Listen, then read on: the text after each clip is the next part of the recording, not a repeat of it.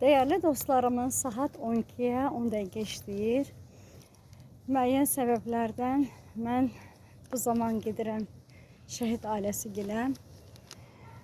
Bugün bizim İlmar Nəsibov, şəhid Gizir İlmar Nəsibovun bizə əmanət qoyduğu anası Süreyya müəllimənin də bu son zəngdə payı var və qərara gəldim ki, Süreyya müəlliməni bu son zəngdə gülsüz qoymayın və o özünü elə bugün də cəmiyyətdə bir müəllimə pedaqoji fəaliyyətində hiss eləsin.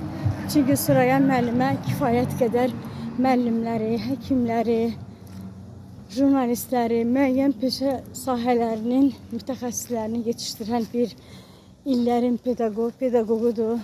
Süreyya müəllimə, əllərinizdən öpürük. Biz nə etsək sizə azdır. Bizim daima diqqətimiz, hər birimizin daima diqqəti şəhid analarında olmalıdır. Çünki onlar bizim tarix yazan qəhrəmanlarımızın yadigarlarıdır. Süreyya müəllimə biraz sonra inşallah sizdəyəm.